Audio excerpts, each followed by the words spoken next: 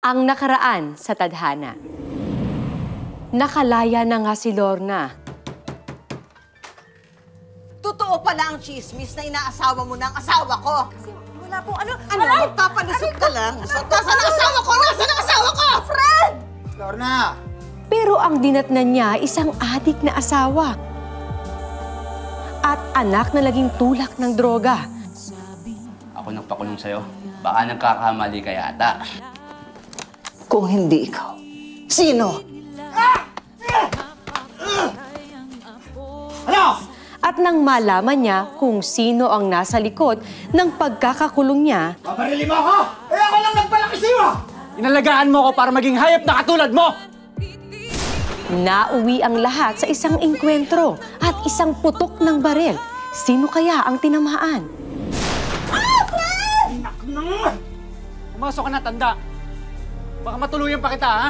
Pumasok ka na! Pasok! Mali ka na, ha? Jubit!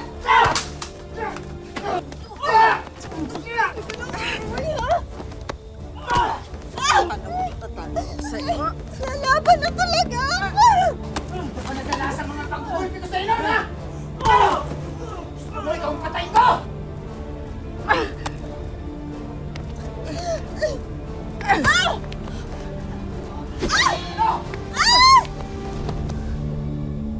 Ang putang na loob na anak!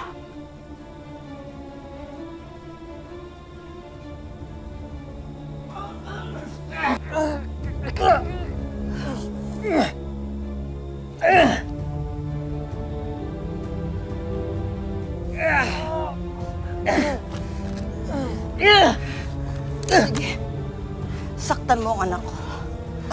Kung hindi, paputangin ko itong utak mo! Hindi mo magagawa yan. Kilala kita! Oo. Noon, siguro hindi. Pero ngayon, hindi ako magsisisi. Bato sige! Gawin mo! Iputok mo!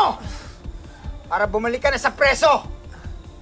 Sanay ka naman na dun, di ba? O ano? Gawin mo! Hinihintay ka na ng mga kasama mo! Miss na miss ka na nila! Walang hiya ka talaga.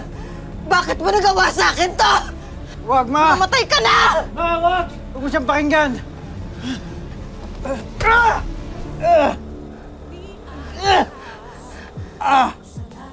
Dahan-dahan na, anak.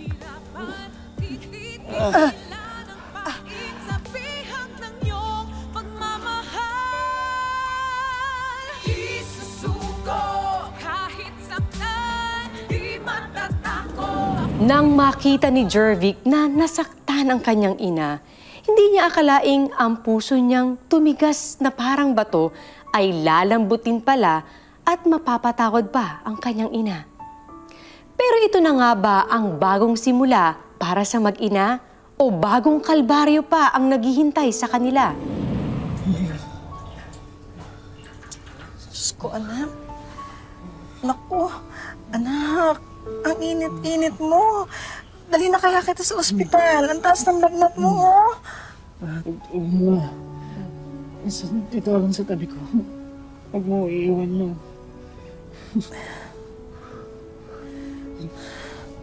Teka, sandali, ah. Bibili ako ng gamot, anak. Dali lang. Please. Please, huwag mo na akong iiwan. Dito lang sa tabi ko, ma. Dito lang sa tabi ko.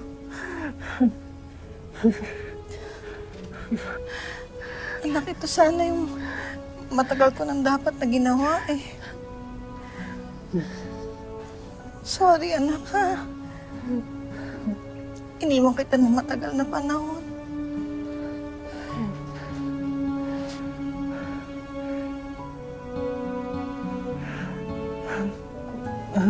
Oh, sorry.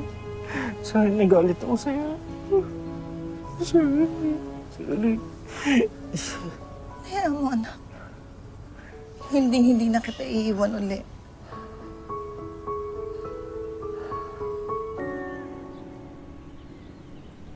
Aray! Aray! Ako na nga! Sakit eh. Alam mo, nautakan na natin minsan yan si Lorna eh.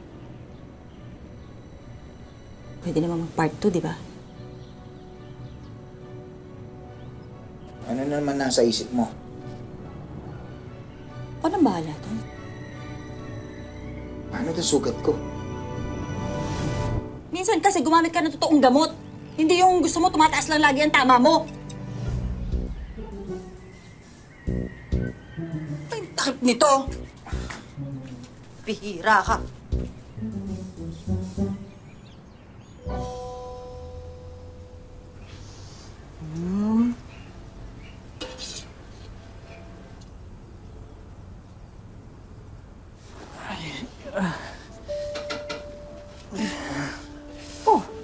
Anak, hindi mo naman sinabi sa akin tatayo ka na. Di sana tinulungan kita. Eh, ma, okay lang. Kaya ko naman eh. Tsaka naamoy ko yung niluto mo. Alam ko kasi hindi ba paborito mo ito ng bata ka pa. Hanggang ngayon naman eh. Ma, salamat.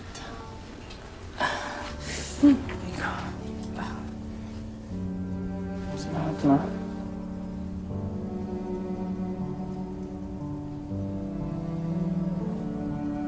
Salamat, ma.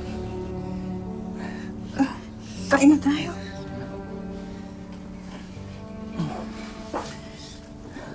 Oo, sarap nito, ha? Ay.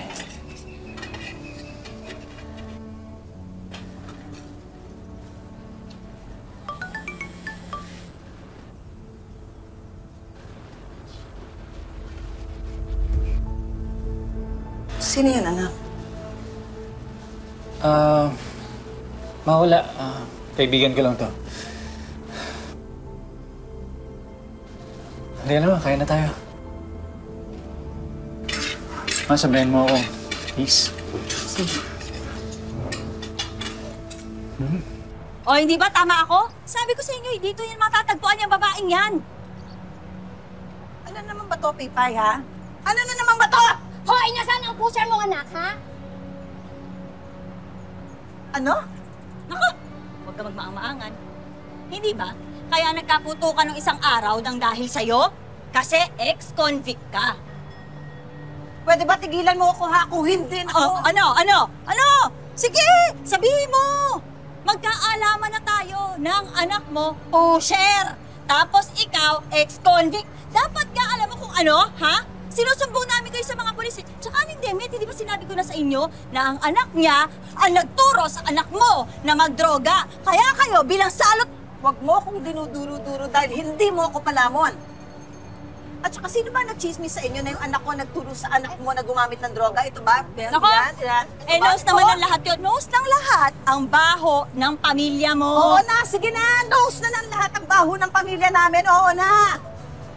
Eh dahil ikaw malaki ang nguso mo, ang haba ng nguso mo, oh. Ay ano pa natin nakadikdik sa puwet ng asawa ko? Tingnan mo, ang baho ng bibig. Ano, tapos ka na? O sige, kung tapos ka na, aalis na ako dahil pupuntahan ko yung anak ko, bruha. Aalis ka, huwag mo ko tinatalikuran kapag kinakausap kita, ha? Aray. Ha? Aray! Kala mo, ha? Walang hiya mo talaga. Papatalo ako sa'yo, bruha. Aray ko! Walang hiya ka! Walang hiya kayo! Kaya na lang ng sumatak ka rito! Kung sino kayo! Walang hiya kayo! Ako na kayo! Ha? O sige, gawin mo yan! Pakukulong ko kayong lahat. Pakukulong kita, pakukulong ko tong bruhang to. Pakukulong ko yung asawa ko. Ayop ka talaga! Pakukulong ko na tayong lahat. Sige na, damay-damay na tayong lahat. Ayop ka! Walang hiya ka talaga. Sama mo ako! Diyan dahilan eh. Kaya! Hoy, ito ang tandaan mo, ha?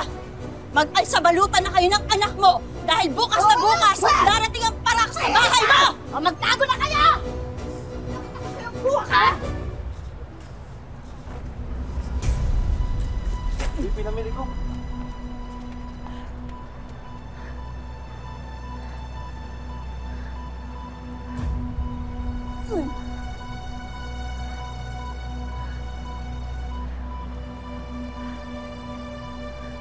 Jervic, anak!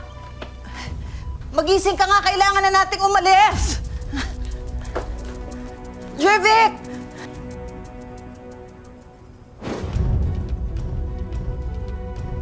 Jervic, nasaan ka ba, anak?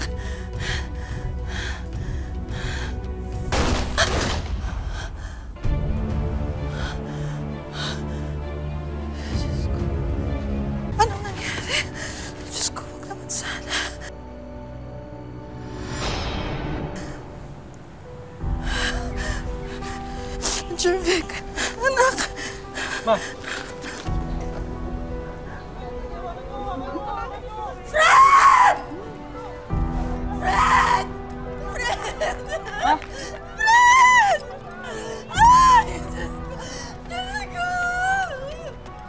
Ginawa nila sa'yo? Sino gumawa nito? Ikaw!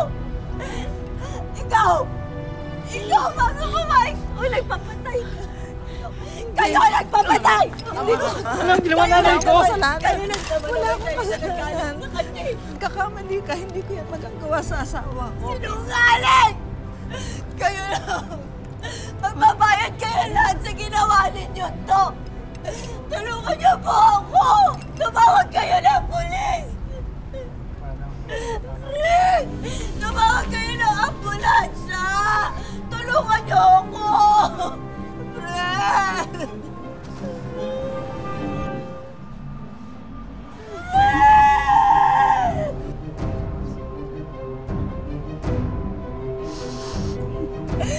Tulungan niyo ako!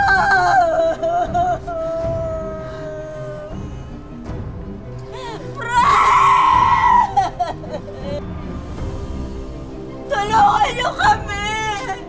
Maawa na kayo, tulungan niyo kami! Tumawag kayo ng pulis para tumawa.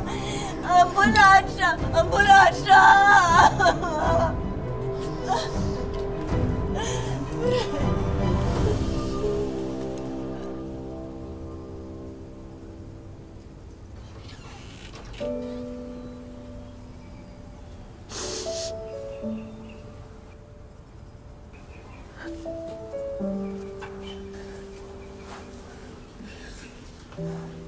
Ma.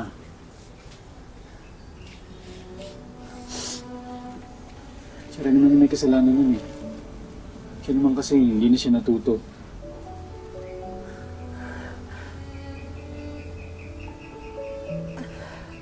Anak, nagkulang ba ako? Nagkulang ba ako? Hindi. Hindi ka nagkulang. Kung meron man nagkulang dito, baka ako yun. Kasi hindi man siya naging tatay sa akin. Sana man lang nagawa ko na maging anak sa kanya. Oras na siguro para tapusin yung problema ng pamilya natin. Jervic, alam mo naman kung ano nangyari sa tatay mo. Ayoko mangyari sa'yo muli yung nangyari sa kanya. Ma, may asikasuhin lang ako. Jervic, hindi pwede. Sasama ako sa'yo. Sasama ako sa'yo. Huwag na. Huwag na. Magtiwala ka sa akin, please. Jervic, Wala ka. sasama ako sa'yo, anak. Sasama ako sa'yo. Basta mag-iingat ako. Okay? Nga kung may mangyari man, nandiyan yung baril ko sa ibabaw ng cabinet. Mag-iingat ka. Jervic.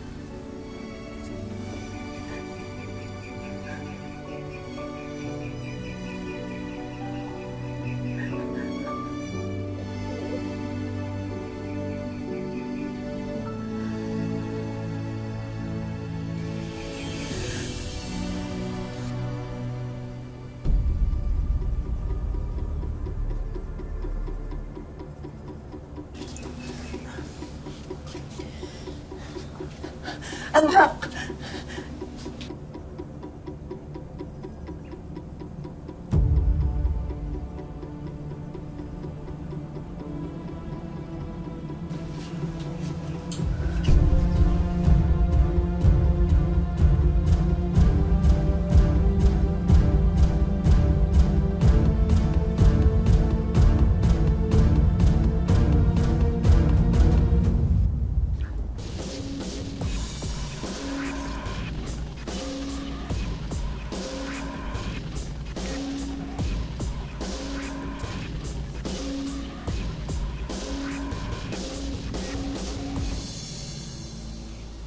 Text ako ng text sa'yo.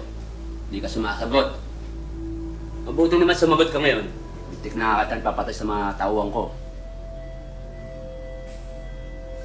Ikaw ba nagpalipid sa tatay ko? Kahit adik ang tatay mo, hindi ko magagawa sa'yo yun. Maniwala ka. Ano ba ipapagawa mo? Tapusin na natin to. Isang importanteng delivery na lang. Pagkatapos nun, finish na tayo. Kakalimutan ko lahat ng utang mo. Basta siguraduhin mo na hindi madadamay dito yung nanay ko. Hindi naman dapat siya madamay. Eh kung yun ay, tatahimik siya. Ano? Deal ba tayo?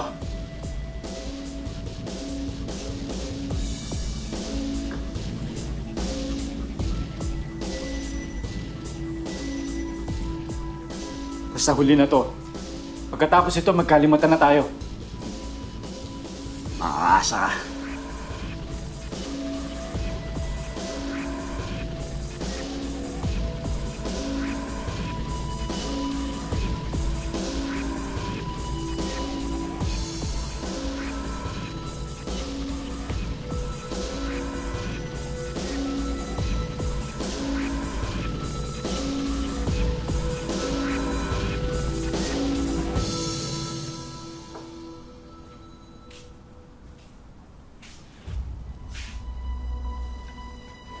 Ano? Masaya ka na, makakaganti ka na. Ikaw ba nagpapatay kay Fred? Halika dito. Upo ka muna dito.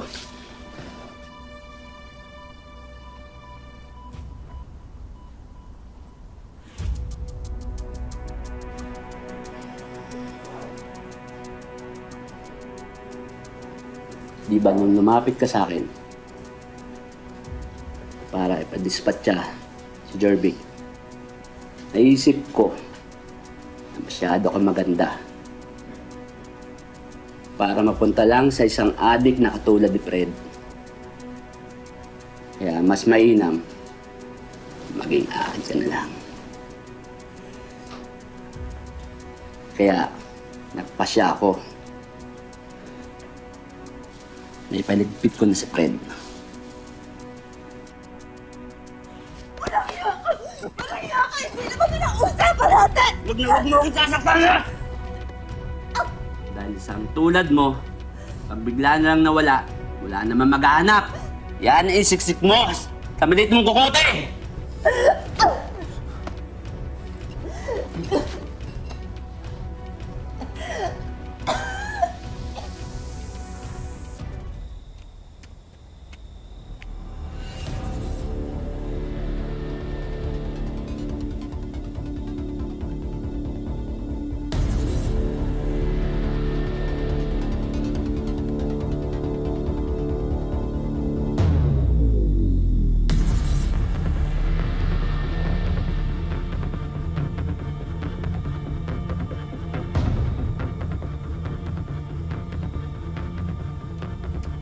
Oh, boss. Kumusta dyan sa hideout natin? Oh, boss. Relax ka lang. Ako nang bahala sa mga operasyon natin dito.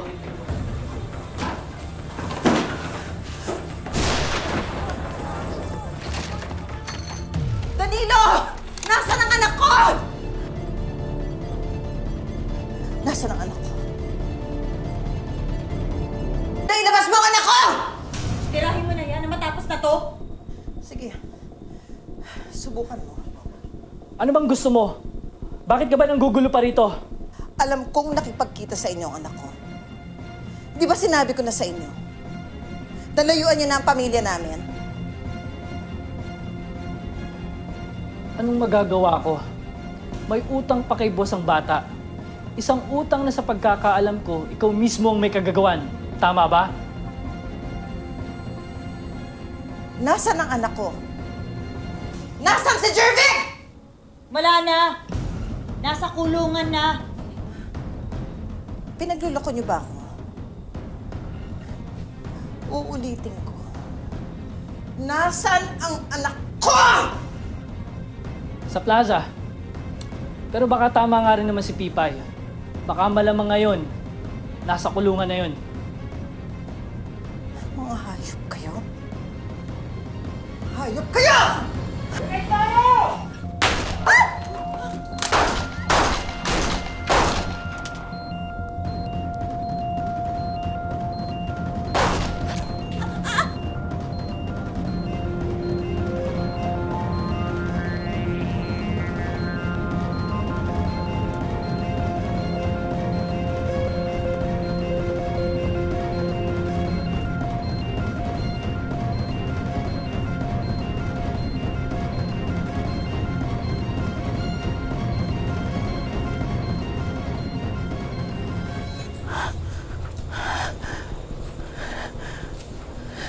Diyos ko, Jervik.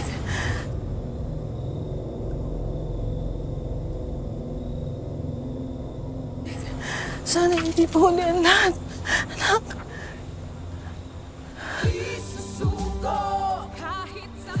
Jervik.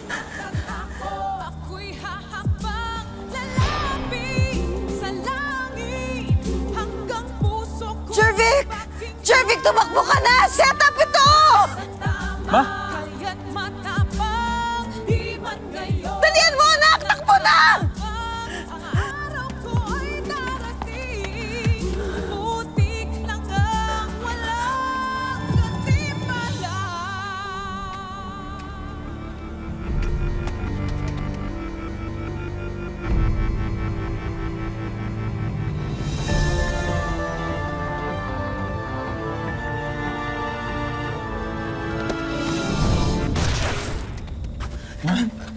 Maalis na ba yun ito? Mabuti na lang naabutan kita.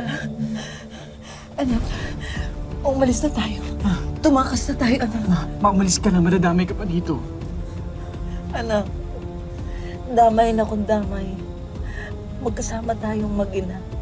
Hindi kita iiwanan.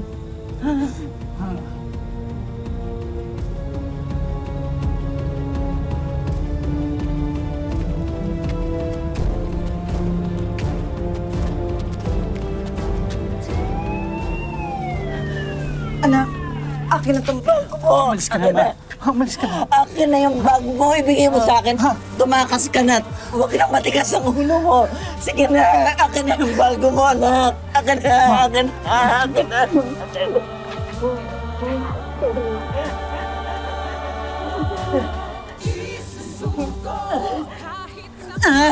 na. Huwag na matigas ang ulo mo. Jervik, akin na.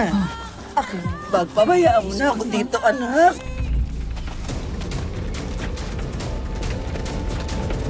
Sige na, parang awa mo na. Ako nang bahala mo dito. Tumakas. Takas na, anak. Jervik. Ma, sorry. Tumakas. Takas na, anak. Ma, ito lang naisip ko paraan para hindi ka na madamay pa. Takas na, anak.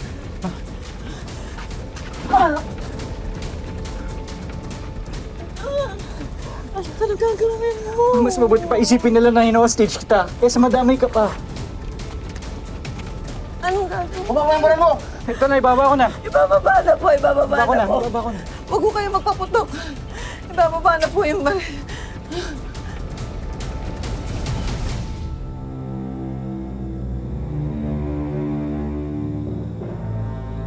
Baba!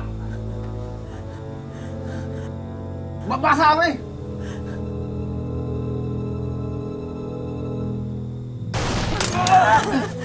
Jervik!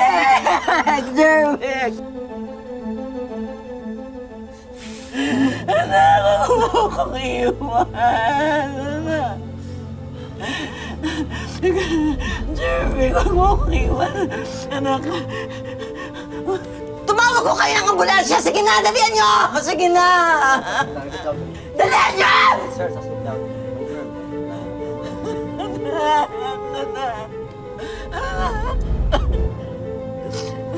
Tulong! Anak!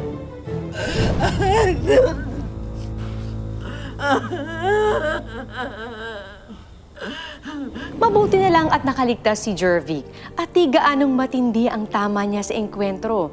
Mababa rin ang natanggap niyang sentensya dahil nagbigay siya ng ebidensya laban kay Danilo. Hindi naman nadamay si Lorna sa kasong isinampa sa anak niya at pumayag din siyang maging state witness laban sa grupo nila Danilo. Maaasahan ko ba na nagbago na talaga ang anak ko? Good boy ka na ba, anak? May good boy naman talaga ako eh. Pasaway lang. Anak naman ganun din yun. Basta pupuntahan kita dito, akong susundo sa'yo. Hindi na kita iiwan, anak. Pabantayan kita. Ako ang magiging bodyguard mo. Ma, pinapangako ko sa'yo, papakatin mo na talaga ako. Hindi ko nasasayangin lahat ng sakripisyo mo.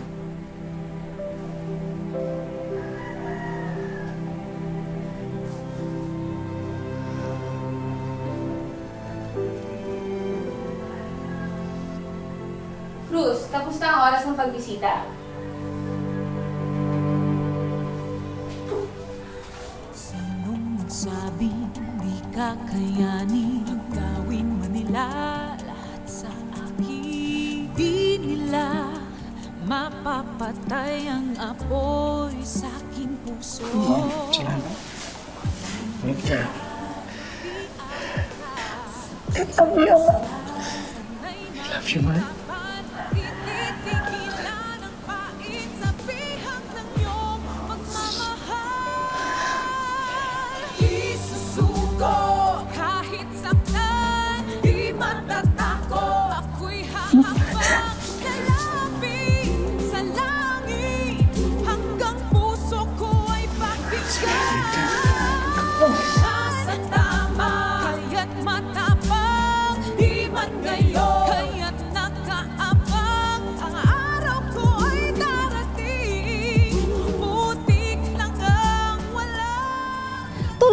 Nakawala si Lorna sa mapapait na karanasan at alaala ng nakaraan na tila mga seldang nakakulong din sa kanya.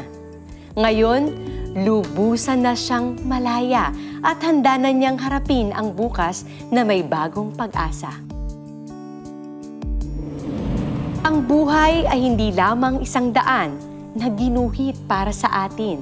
Ito ay sangang daan na nagbibigay sa atin ng maraming pagkakataon na pumili at tahakin ang sarili nating tadhana.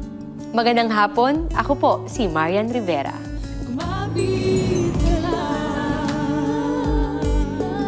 Maraming salamat sa panonood mga kapuso. Kung nagustuhan mo ang video na ito, mag-subscribe na sa official YouTube channel ng GMA Public Affairs. Huwag niyong kalimutang pindutin ang bell button.